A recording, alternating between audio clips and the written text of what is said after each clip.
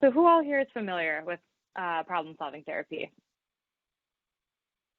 Yeah, I am. Okay, great. Marianne or Stephanie, have either of you used it yet? A little bit? Somewhat. Yeah, a little bit. Yep. Okay, great. Same here. So I think problem solving is one of the things that really works for a collaborative care setting, and I'll talk about why. I think my own clinical preference is that I often err towards behavioral activation and MI. It seems to really work with everybody. Problem solving therapy works with lots of people as well. So it's something that we'll talk about it. We'll talk about how it works in your settings and like, does it seem doable to work this through in your patient interactions, and who will it be helpful with? And I'll be curious to get your thoughts. I can share my experiences too. So let's see if we can go forward. There we go. So problem solving therapy, it's evidence-based, as is kind of all the interventions that we try to do in collaborative care settings, right? We're all about the evidence. I was kind of reviewing the literature, and I found a meta-analysis from 2018, so obviously very recent. And they found that problem-solving therapy was more effective than control groups, and about as equally as effective as other psychotherapies like CBT and IPT. The advantage of problem-solving therapy is that it can be very brief. So they looked at actually 3 different types of problem-solving therapy. One of them was sort of an extended version that was like more than 10 sessions. So it was more, scheduled traditional psychotherapy. One of them was more of a brief therapy that could be about 4 sessions. So that could certainly work for collaborative care settings because we're talking to our patients regularly. And then one was even like a self-guided version where folks were kind of given materials to work through the problem solving on their own. And while the longest version was found to be a little bit more effective, the effect wasn't really statistically significant. So they all were effective in their own sense. So we're always looking for, flexible things that we can do in collaborative care and brief things. So this is something that certainly can fit into that framework. So problem solving therapy, it's good for people who feel stuck and stressed out about it. We have a lot of people we work with in these settings that feel that way. I put the picture of here of somebody spinning their wheels because I think we run into folks that are in that situation a lot. So we know that when we can't effectively solve stressful problems, it can lead to emotional or behavioral difficulties. So people get stuck. They often see consequences, to put it simply. PST, it's very practical and it's very present focused. So it's all about solving current issues that are going on in the here and now and setting, future goals that's going to support somebody's well-being. So we often have people that are very focused on, ruminating about the past, people that understandably want to talk about the past, given history of trauma. This is a little bit different, where we're focusing more on the present and, talking to people about that and letting them know that that's how this intervention is focused. Certainly it can be appropriate for somebody, let's say with a history of trauma and with kind of a current problem that they're facing, to go through multiple types of therapy at the same time. So maybe a trauma-focused therapy, but then also they could work through this intervention separately. And I know that's very relevant for lots of folks in our setting, the PTSD rates. So it's well suited for primary care. It can be done by phone as well. And it helps people just gain a sense of mastery over their lives. And when they practice these skills, oftentimes it helps them to feel more confident in problem solving in the future.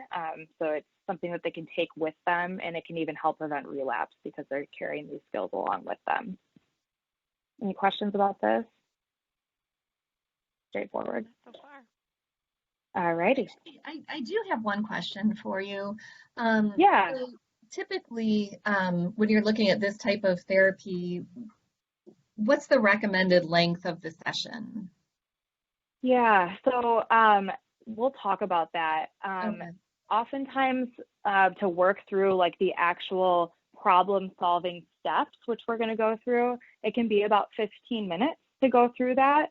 I saw a lot of varying lengths. Some people are working through this therapy in like traditional 50-minute sessions where they're sitting down, but also it can be something that can be broken up into sections. So the traditional form of problem solving therapy for primary care, there's a lot of actually combination with MI and activity scheduling, so behavioral activation. It's sort of a blend of all these different things that we're doing with our patients anyway. So for the purposes of this training, I'm more focusing on like basic psycho ed that we can give our patients and then working through the problem solving 7 steps. And that can be pretty quick. Okay. So yeah, maybe 15 minutes, maybe a little bit more depending on the patient. As we know, some want to talk a little bit more. Yeah, good question. All right, if I can get my slide to advance, that would be the good thing. There we go. All right, so what kind of problems can it help with? So yeah, when we say problems, what do we mean?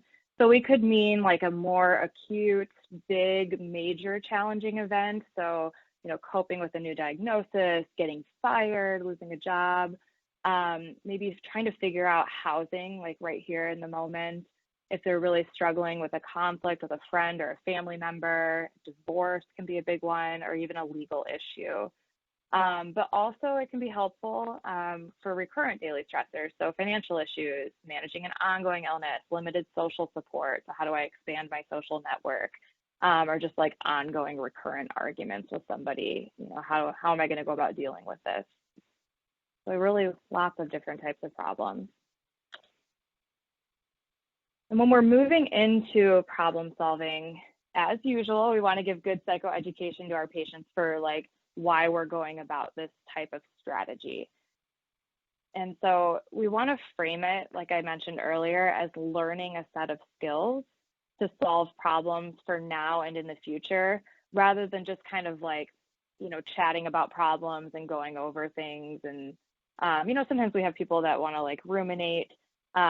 We say, yes, all that's important. You know, I care about that, absolutely. But I understand that you're having this problem right now that's very distressing to you. So what if we tried out learning a set of skills that helped you solve it and just kind of see how that impacts your mood and your functioning? So we want to get people to kind of sign on to focusing specifically on the here and now. We also, you know, want to normalize it, of course. We all really get stuck in our problems. I think everybody on this call has probably been there, and it can help to just step back and work together and try to solve it from a new angle. So it's not to say they're bad at problem solving, it's to say that this one's particularly sticky and it can help to try something new. And then emphasizing that it's going to be structured, that there is an idea of homework. So yes, we're talking about these things together, but as with many interventions in collaborative care, there's going to be things that they need to work on their own as well. And letting them know, you know, with their permission that we want to follow up and check in and see how the problem solving went. And I like to use the analogy of muscle building with lots of things, but certainly applies to that as we practice, you know, we get stronger with it and the skills often become easier. And then I put these little tips on the bottom for care managers. Always good to ask people's permission, say, is this something that it feels like could work for you? And letting them know that, you know, it's really up to them what they decide to do. And if they want to implement it, they're going to be the best one to know if this is going to be the right fit for their lives. A little MI flavor there. All right. So we're going to talk about the 7 steps of problem solving therapy. I have this little bubble on here, which I'm glad Jessica asked about, that it can take about 15 minutes. So we'll kind of go through each of these steps one by one and talk about what they look like, and we'll do a sample case as well. Any questions about this before we dive in? Cool. I'm sorry. Just one simple question. Would we be able to receive these slides from you? Oh, yes, definitely. I will share these slides, and then I'm going to show you, I made a interactive worksheet, and we're actually going to work through it together right now. And it's like a fillable PDF. And so I'll send that your way as well in case you want to use that with patients. Okay, perfect. Thank you. Yeah. Actually, yeah. And I will say that when I was doing care management, I actually just like printed out these 7 steps and hung them above my phone when I would talk to patients. just for a quick reference. Okay, great. Yeah, cool. All right.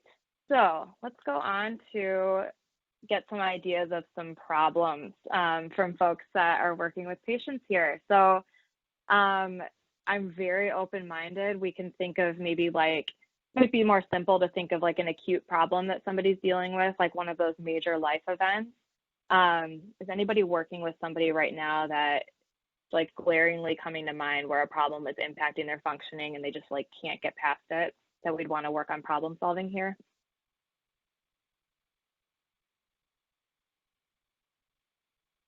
Boy, I had the perfect one, but he's not coming back now. So, and well, his we can was use it as from an a divorce. example. But I won't even be on the phone that long. Yeah, so I might not help you either. Okay, you don't want to go. Okay. Yeah. Well, you just got us all excited for no reason. I know, because it was his divorce from 3 years ago. You know, he just can't get by it. So would that be one? That one. That could be one for sure. Yeah. If we want to use somebody that's going to be on the phone the whole time, though, that might make sense because then we could get real patient ideas. Yeah. Stephanie, do you have one? I do. It's a gentleman as well. He actually, his ex-wife passed away in January of this year, and then he comes to find out that his supposedly biological daughter is not biological daughter anymore as of last month. So he had the death of his ex-wife in January, and then just in April found out he doesn't have his daughter, who is not his real daughter, of over 30 plus years. Okay. Wow. Those things that have hit him hard. Okay. So basically, his ex-wife cheated on him and lied to him this whole time. So okay. Trifecta going. So is he trying to decide what to do in some sense around this situation?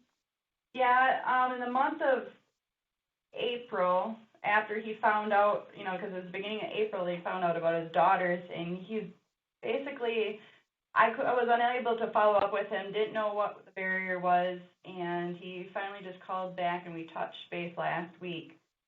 He's basically shut himself into the house, and he doesn't know the first step about how to work through this. And that's kind of like where I'm stuck too, because he doesn't want to come out.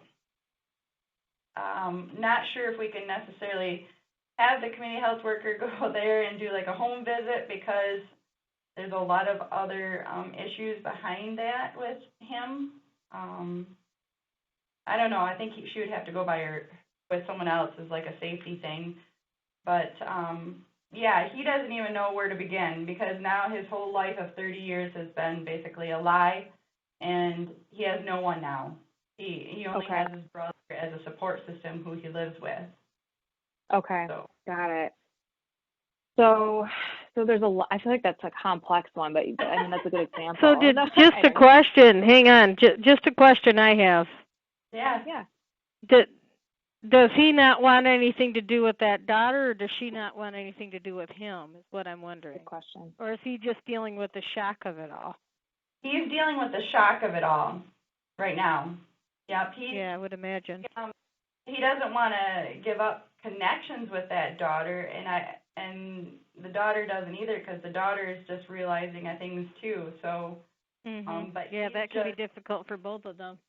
Yeah, he just feels like everything in his life has been a lie. His support has been a lie, and he's not really a father, and yeah. So that's really, Well, it's destroyed his whole level of trust. Yes. Yeah. Well, so maybe he's trying to decide, whether one decision point is, do I continue to try to have a relationship with my daughter? I guess I'll keep saying daughter, but yeah, that's very difficult. Okay. So I think this is what we're already getting into, is step one is clarify and define the problem. So I think that's something we run into a lot, right? Is that it can feel so big and so convoluted that we don't know where to start. and I think we pick up on this from our patients as care managers, because it's like, you don't know where to start, I don't know where to start either. You know, that is a lot. So what we kind of want to, well, I'll go through my bullets here, but then we'll focus on this problem as an example. So when we're working with somebody, it can be helpful sometimes to like set a problem list, because there can be a bunch of different problems that they're facing. And so they can like jot down a bunch of them. Or there might be a very clear current problem, like one thing that they're dealing with, like to use a different example, like I need housing now, you know, that we might work on. So what you can do is if there's a bunch of different things with this guy, like you could potentially jot down a bunch of different problems and then have him decide where he wants to start. It can be a delicate balance, I would say, because starting with a simple problem can build mastery. So if we, I mean, same with like activity scheduling, right? Like we start a little bit more simple and build up to the more challenging things just to build the confidence. So, you know, maybe if they're willing to start with like a simple problem on their list, that'd be great. But I also understand that sometimes people want to start with impactful things. So you can talk with people about what feels right. So we want to narrow it down to one succinct problem, and we'll give an example on the next slide. Like we want it to be very objective, very present, specific, and something that we can solve. So like, for example, if we stated, I just found out my daughter's not my daughter, that's not really like a solvable, succinct problem. So we want to break it down a little bit more, which we'll work on together. And we want to break it into small steps. So this is one that probably is going to need some small steps. We have the example on the slide here, being poor, and that could mean difficulty paying rent. I can't pay for gas. I can't afford my meds. That can mean a lot of different things. So if we break it down into small steps, small problems, we can focus on those specifically and try to solve them.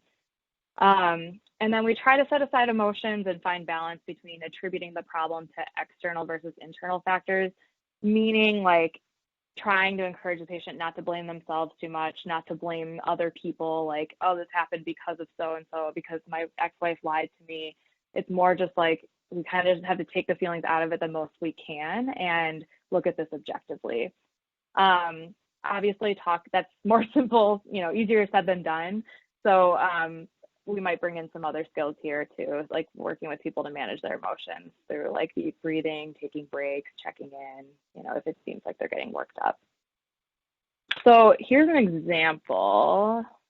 So an unclear problem, I have no motivation, but the clear problem, once we talk to the patient more, might be, well, I can't apply for a job, you know, because that's something that's important to them.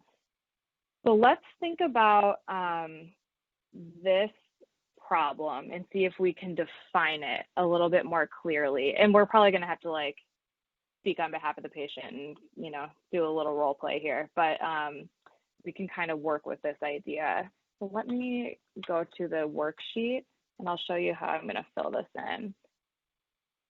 So if we were to try and clarify this problem into something objective and solvable and as simple as we can, what is one problem that we think we could define from this situation?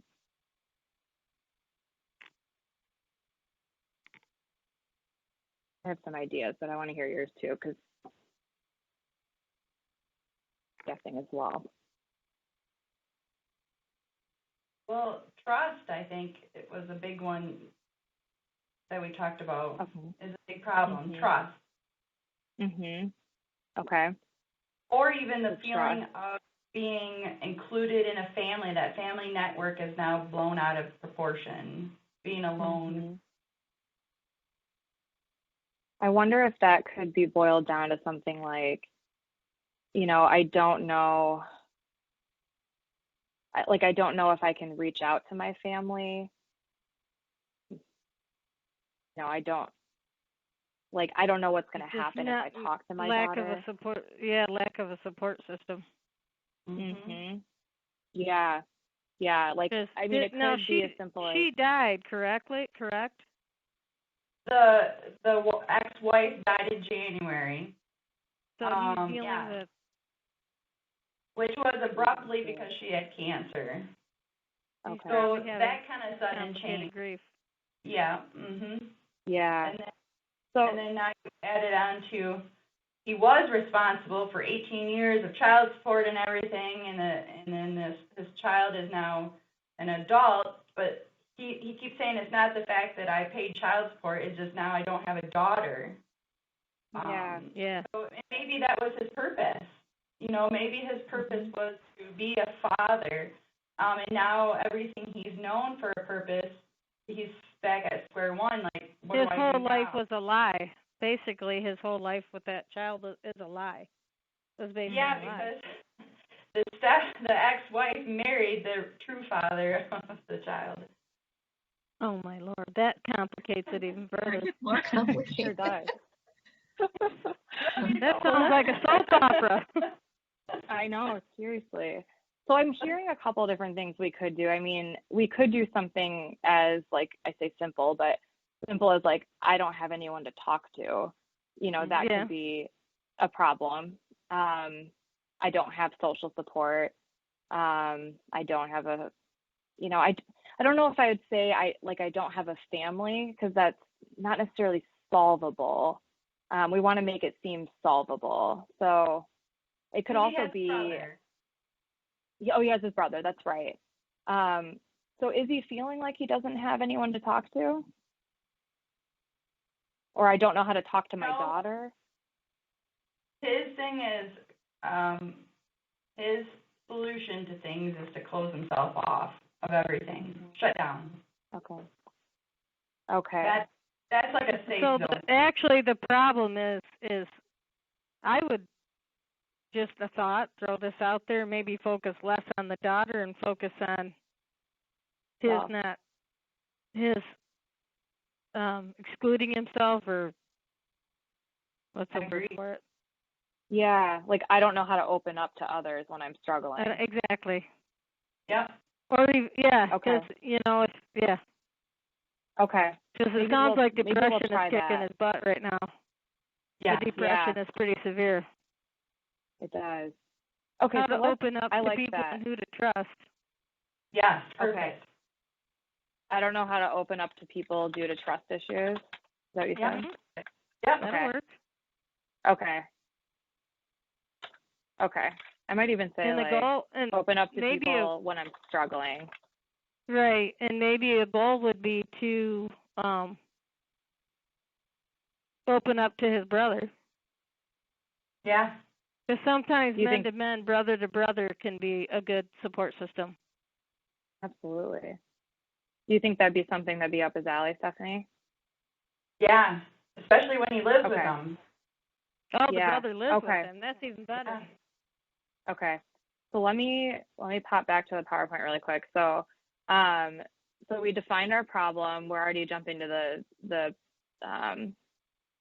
the realistic achievable goal, but as usual, we want it to be like as specific, measurable, realistic, and timely as possible. So we could probably even boil this down even a little bit more. So like the problem statement that we had as our other example was I can't apply for a job. Something that like might not necessarily be in their control would just to say, I'm going to get a job within the next 2 weeks. Okay, but what Right. can you control about that, right? So I'll get a job application from the grocery store this week. So let's think about a goal that is definitely something in his control. So maybe I will talk to my brother. this week, maybe? Like, could we make it this- timely? I would say this week. What do you think, Stephanie, knowing him? Yeah. Right. But I think we need to be a little bit more specific. Talk to him about Mhm. what. What's he gonna say? Yeah. Right. I will talk to my brother, because you're going to want him to talk to his brother about, because sometimes men can understand other men better about finding out that the child he thought was his isn't his. Talk to my brother regarding my trust issues. Just throwing it out there. Yeah. Right. Yeah. Knowing him, do we need to get more specific? Like, I mean, we're going to go into like different solutions, so like how to do it down here. So maybe we could say, I will talk to my brother about, I mean, it could be about my trust issues, or it could just be about like, you know, simply like the way I'm feeling about my family this week. Yeah. You know? That'll work. Yeah. What do you think, Stephanie? You're patient. I'll let you pick the final language. My current feelings like now, yes, because they could change. You know, so next week he might have feelings of, you know, maybe his trust has changed, and and then maybe guilt because why didn't he, you know, pick up on stuff earlier? I don't know what he's gonna talk about, but right, definitely. So like my current feelings, like it doesn't have to be like, you know, all my issues with opening up, and maybe just like, how am I feeling right now? Okay. Right. Yep. Great. Okay. That seems like a realistic, achievable goal, something that is in his control that he could do, most likely, you know, assuming he sees his brother and all that. So let's think about the next step. So step 3 is we're brainstorming multiple solutions. So so we want to do as many as possible. And as we're brainstorming these solutions, we want to suspend judgment for as long as we can. So they may seem ridiculous. Some of them may even seem funny. And we're not going to judge it. We're just going to put down as many as possible. I think typically we want to shoot for like 5 if we can. And we do as many as we can because the more we have, the greater chance we have of solving the problem. So like, even if there is an obvious solution where it's like, yeah, it makes sense to do that one particular thing. If we come up with multiple ideas together and encourage them to come up with ideas, it helps to teach the patient that there are a lot of different ways to solve the problem. And like, even though you're feeling stuck and spinning your wheels, you do actually have options. We want to try and get them to come up with the solutions. Again, they're, you know, autonomous. They're the expert in their own lives. That can be difficult for patients with depression. As we all know, like they can feel very stuck, hard to come up with things. So sometimes it can be helpful to like prompt them with different questions. So I have a couple on here that are just basic examples, but get creative. You know, what would other people do? What would your family do? It's okay to be funny, like think outside the box. Like it doesn't have to be even a serious solution, just go for it. And remind them that like the first idea isn't always the best idea. So it may feel like the most obvious thing to, you know, withdraw, but sometimes there's going to be something that's more productive for like their long-term goals and to help them feel better. So let's brainstorm 5 solutions with this example. And then after that, we'll do the pros and cons. Right now, we're just going to start with solutions. So I will talk to my brother about my current feelings this week. What is one way to do that?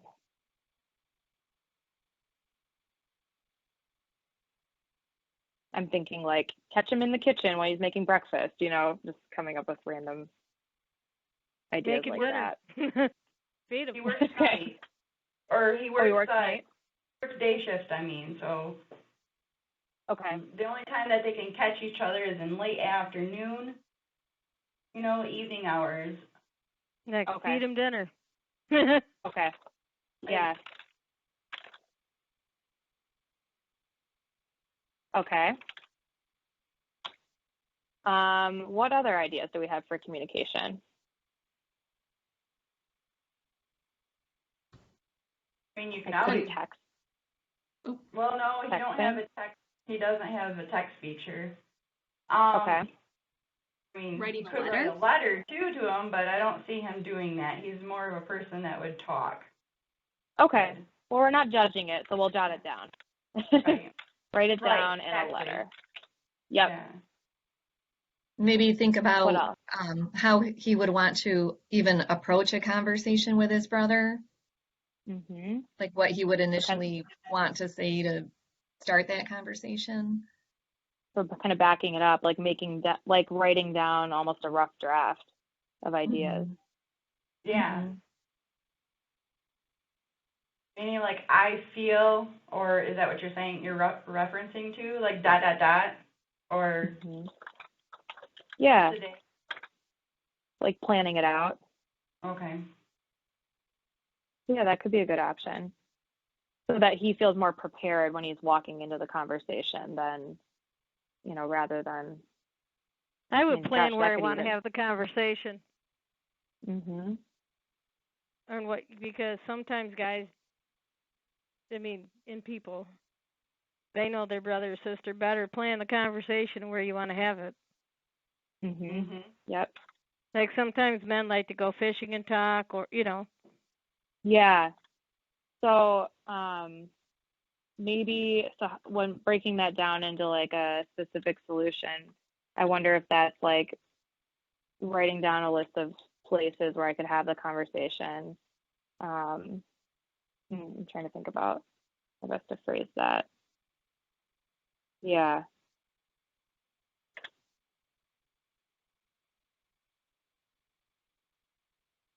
I would just do, what do you guys think? How should I phrase that?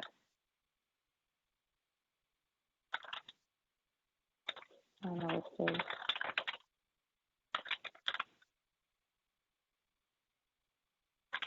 So some of these are like hitting at different time points. Like some of them are more planning and some are doing. But I suppose we can try and evaluate the pros and cons of each of those and see how it goes. What's one other solution to talking to his brother about his current feelings that week?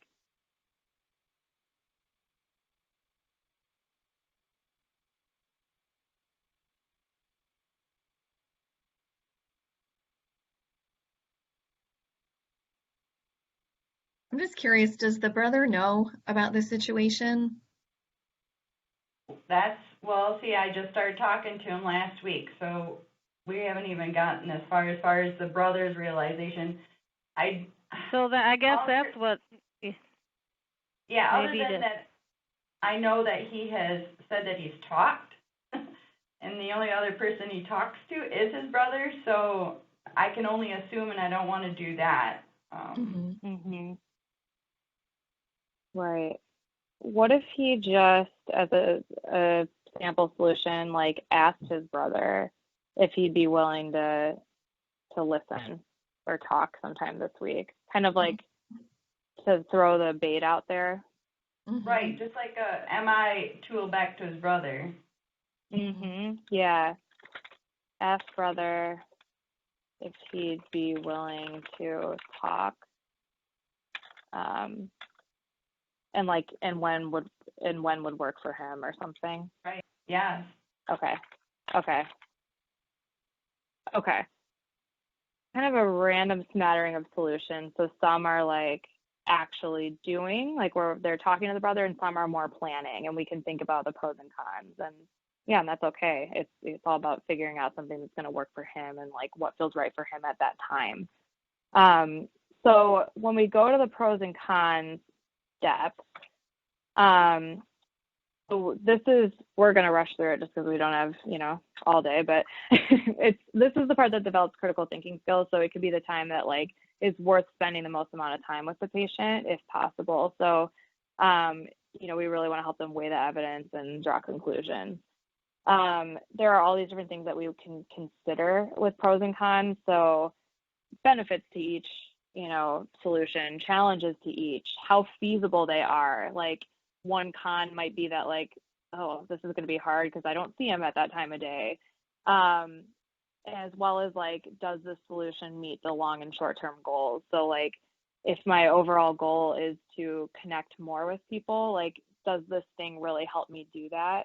Or is it more just, does it not have as big of an impact on that goal?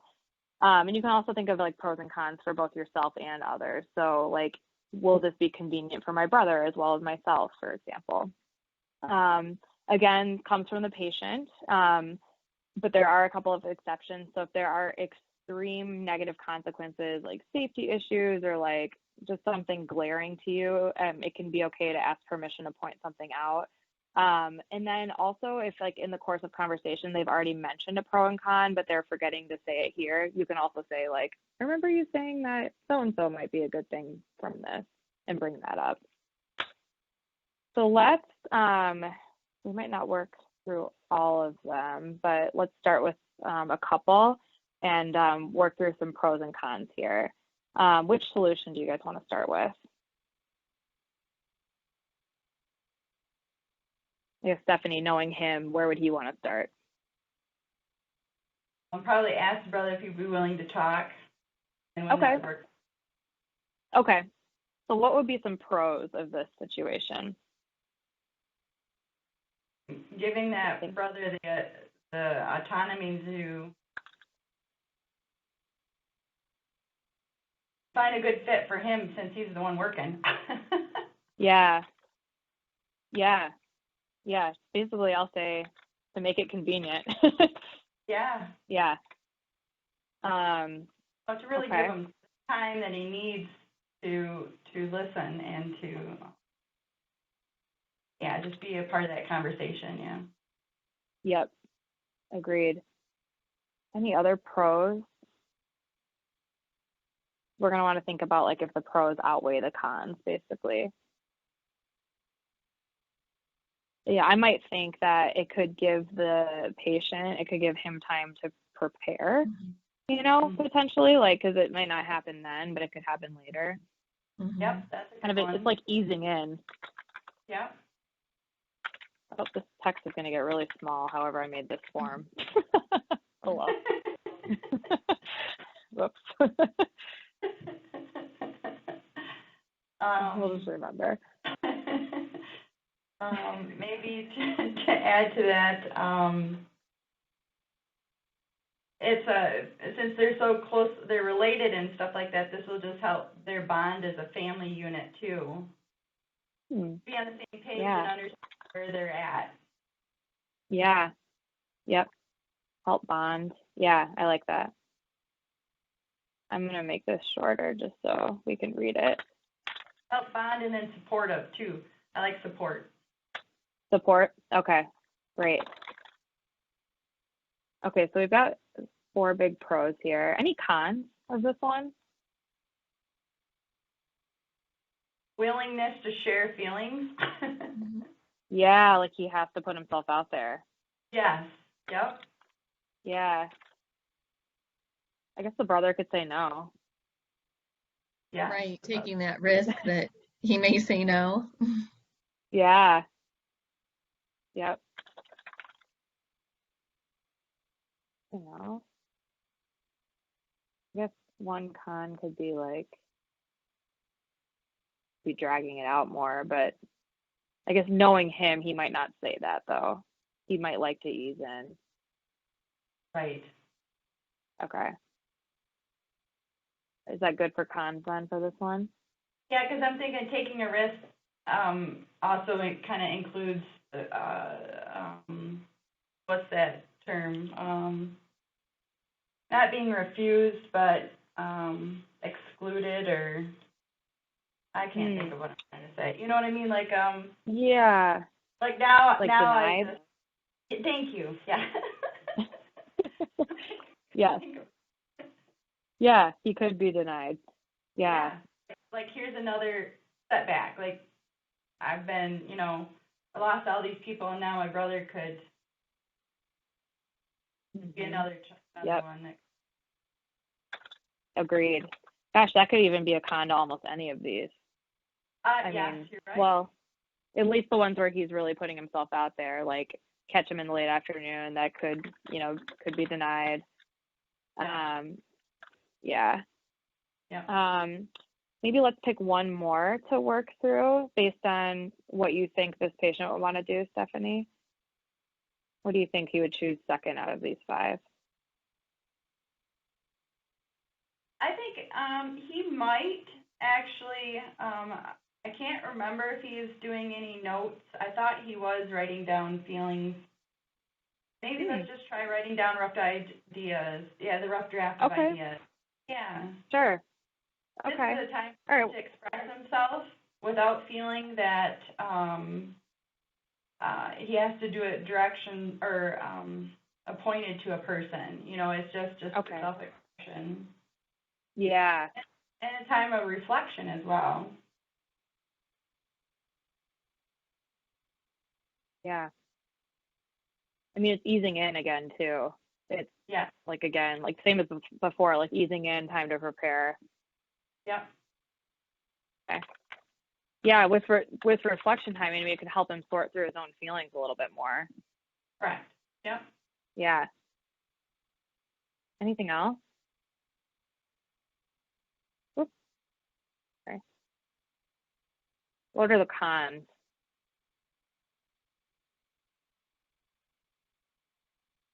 Being truthful. Vulnerable. Mm-hmm. Yeah, there you go. I think you can read like my facing. Yeah, yeah, I'm reading your mind. Like facing his feelings, basically. Like it can be uncomfortable. Mm-hmm. Yeah. Someone could find his notes. That's another thing, like. Yeah. That's a good one.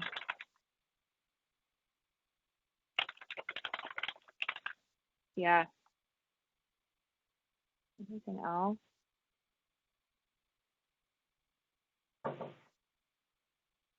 Okay. Well, let's stop it. Pretty good. Yeah. We'll stop at 2 for now, just for time, but you could work through more of these depending on how many you have with the patient. So let's go to step 5 and kind of just at least play with these 2 solutions. So step 5 is choose the preferred solution. It's all very logical, right? It's kind of nice. Good for type A's. So we want to thoroughly examine all the solutions by evaluating our pros and cons. We kind of want to weed out any weak solutions, or if you're not ready to weed them out, you can discuss how to strengthen them. So like, can we tweak it to make it something that feels better to the patient? It's kind of obvious, right? We want to select the solution with the least amount of cons and the highest number of pros, and that also like best satisfies the goal. So what like gets us there, or is, making progress at least. The easiest solution, worth pointing out to the patient, is not always the most useful. So we might have to challenge ourselves a little bit and can talk through it. That's in some of the next steps for making an action plan, but they might want to pick something a little more challenging if it like gets them towards their values and towards the goal.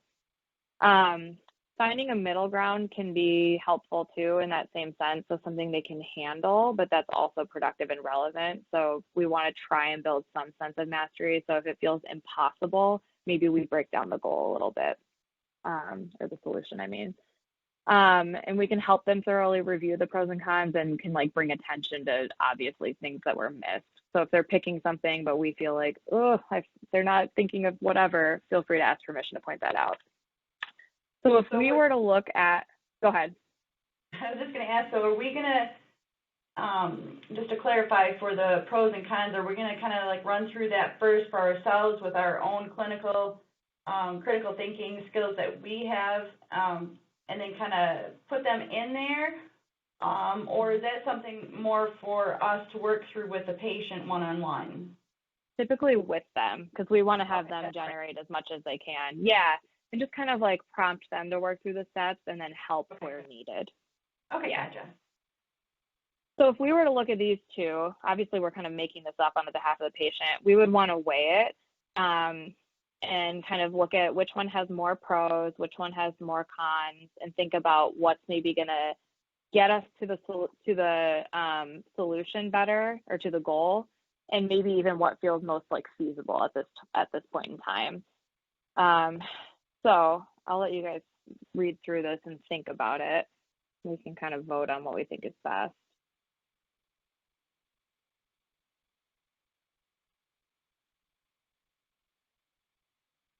So it looks like the last one has the most pros, and I don't even know if it's feasible to do it step 1 and step 2 within the solution, because the last one would come first, and then you would think about what would be the next step, and then writing down the rough draft could be a next step after he asks his brother if he's willing to talk. It really could. Yeah. Do we want to combine?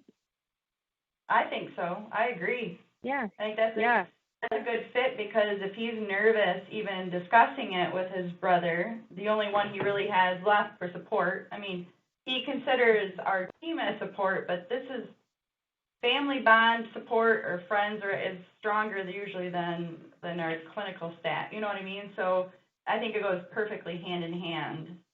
Yeah, I like it. And I mean, what it all comes down to then is like if you were sitting with him and he wanted to combine, then, let's do it. Like, and it doesn't feel like necessarily too much, probably. I mean, we could get that idea from him, but it's probably manageable, within the next week to do both of those things. So,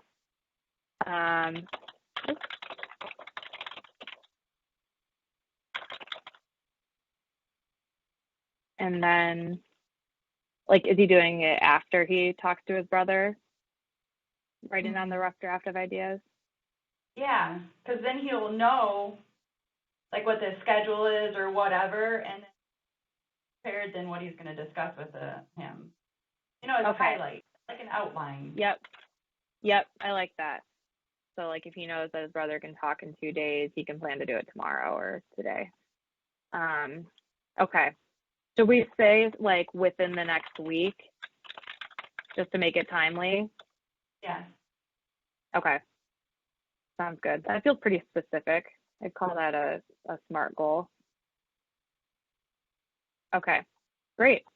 So, almost through the 7 steps. So step 6 is where we're going to make an action plan. So we're used to doing this, right? We always get very specific with people, especially like working through behavioral activation.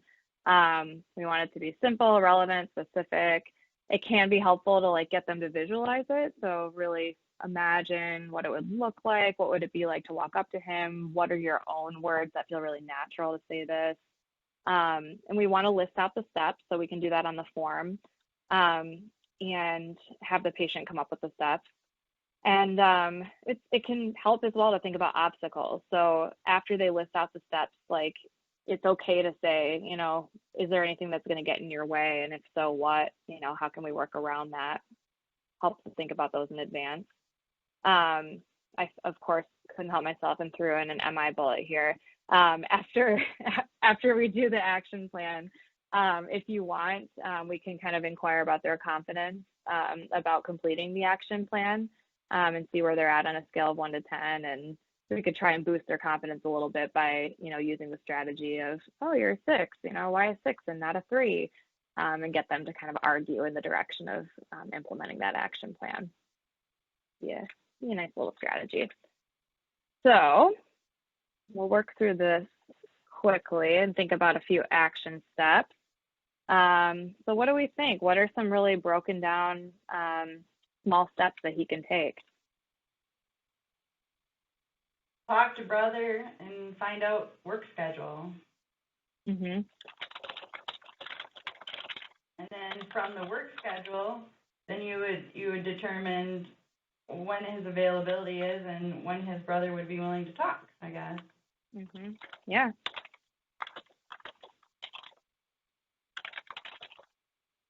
And then the next step, my thought would be reflection of your current thoughts and feelings, and then after that, then you would want to start writing them down as far as what is really bothering you and what you want to share. Yeah. I'm just throwing down some specifics in here, making things up. You're good, thanks. I'm just going to put like before bed, like maybe he identifies that works for him. And bring notebooks to quiet place. Maybe day before conversation. And journal draft for minutes or something. Yeah. I might even say talk to brothers tomorrow. Think about how we can make it as specific as possible. Yep, yeah, that's good. Yeah. Anything else? I think that's pretty good to start with. Great. So we have an action plan, so we can ask him how confident he feels. And we try not to, we obviously rush the step, but we can take our time with them if need be. And we want to evaluate the outcome. So this is where like they went and did their homework. We get their, you know, commitment to work on the plan. And then maybe we talk on the phone next week. We see them in clinic or in 2 weeks and review everything. So it can be good if you're sitting down and doing this with them in person to make a copy. So maybe you have a copy and they have a copy and you can pull it out and look through all the steps together. It can be good to ask about a couple different things. So if they were successful or even like partially successful, ask like how they feel about their effort. Like, oh, you were able to like do 3 out of the 4 action steps. Like, what's that like for you? What kind of feelings does that bring up? How did that impact your mood after you were able to check that off your list? You know, did you kind of act any different afterward? What was your relationship like with your brother after you had this conversation? Just like, you know, basically get really curious about all aspects of their lives and get them to reflect on it. And then if they did, you know, quote unquote fail, or just didn't, you know, fully carry something through, just kind of reframe it and say it happened. So this is an opportunity to like kind of, you know, reevaluate the goals. What exactly happened? What got in the way? Look at obstacles. Was the goal realistic, or, you know, maybe it wasn't clear enough? Like maybe we kept it too vague, it didn't break it down. And then like, if this does feel really difficult, why? And explore that. And then maybe that will identify like, okay, this was just too big of a goal and we need to do something more simple or that feels more right to the patient. So, and then this says here as well, if a problem's too difficult, it's often an issue with control. So maybe it's something that they just like aren't able to change on their own. So again, we want to make it like objective and solvable. And it's really easy to get caught in the trap where it's not solvable enough and we just need to reframe it a little bit. So on this sheet, and you can, you know, tweak this however you want, if you want to make your own or whatever. I just kind of made a 1 to 10 scale so they could, you know, rate it if they wanted, and then jot down their satisfaction with their efforts, impact on mood. You could also have it say behavior, relationships, etc. And then like any key learnings that they found. So I learned that it really helps when I have quiet time to reflect on my feelings before I talk to somebody, for example. Any questions about that or thoughts? Ways we could tweak it? We could, if we want, let's say that they wanted a copy of this, you know, is this basically where we could add steps then for like what the next step would be, maybe as another intervention for this patient moving forward? Okay, 3 of the 4 steps work, so then we're going to focus on, let's say, 1, 2, and 4, and then, I don't know, I was just making it up, but, and then this could be set up into a routine pattern now between him and his brother, like every week, or maybe every 2 weeks. You know what I mean? Definitely. Is there a place that we could do that here in this form, or where would you suggest? Well, I don't have it built in, but I mean, I suppose you could just use a new version of the form and make that kind of the new goal, right? Yeah. And like, you know, or you could make your own list of like an action plan, kind of like we do with behavioral activation. I think whatever works for you. If you come up with something super creative, I'd love to see it. I know you're good with forms, Stephanie. Like, yeah. I mean, because you're right. It doesn't stop here. It's that, you know, maybe we had even created like a problem list with him before, like, you know, maybe he has other things on there, like goals to reach out to his daughter. So maybe we revisit the problem list at that time and even start on a new one that feels a little more challenging, but he's built some confidence now. Right. Yeah, definitely. Doesn't stop here. So yeah, we evaluated. We want to put the pieces together for the patient. So when they do successfully solve the problem, get them to think about, you know, how that felt, any sense of accomplishment they have, and just like link their ability to solve the problem to, yeah, you do actually have control over your well-being, right? Like you felt really stuck and yet you were able to work through this and find something that made you feel a little bit better. It's certainly worth reflecting. And, you know, you can fit problem solving in with behavioral activation and relapse prevention planning too. So like, these are skills I'm going to use this week, or these are still skills I'm going to use moving forward because I know they worked for me. we're almost at 1. I put a slide in here about working with older adults just because I saw a note on it and it was kind of interesting. Just thinking about how like processing speed can be a little bit different for older adults. Like occasionally it can be slower, and that we might want to, as usual, adapt our format. Large format handouts or briefer sessions, or maybe like even more check-ins to review the material. But that there can be like really good benefits of working with older adults because they have a bigger repertoire of experience and accumulated strengths than maybe a young adult. So like they've solved probably more problems in their lives, right? So it can be kind of interesting to work with this population as well around problem solving. So we know our 7 steps. I'll make sure to share the slides with you so you have these in front of you. We don't have a ton of time for discussion, but do you think this is something that you guys could, incorporate with some of your patients, most of them, certain interactions, not others? What are your gut feelings? I think it'd be really helpful. Especially it's a place to start. And in primary care, when you don't always have a lot of time with the patient, it's very focused. So I think that would work well.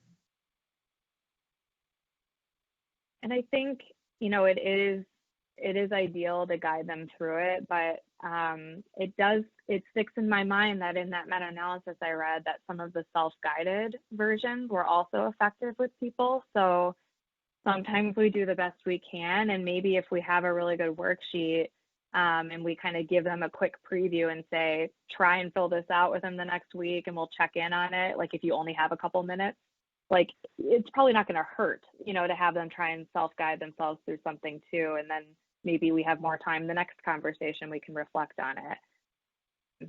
We're always trying to think about how to adapt things for these fast-paced settings. So it might not work for everybody. I know for folks that are, like acutely feeling like really panicked, if they're dealing with panic disorder, or folks, maybe with personality disorders, it might be a little bit harder too. There's going to be certain populations where it's not, perfect for everyone, like psychosis, but, using clinical judgment, I think that's obvious when other folks need a more immediate intervention than problem solving. So that, I think, is everything I have today. My references are on here too if you guys want to look at where I got some of the information, but I'll share the slides. I'll share the worksheet. Any other lingering thoughts or questions before we end our call? Could you share that worksheet that you filled out as like a mock thing too for reference? Oh yeah, definitely. Yeah, I'll fill out the bottom too just to fill it in more. That's a good idea. Yeah. Thanks for sharing your patient example with us. I think that was a good one. Yeah. Yeah. Good luck with him. Yeah.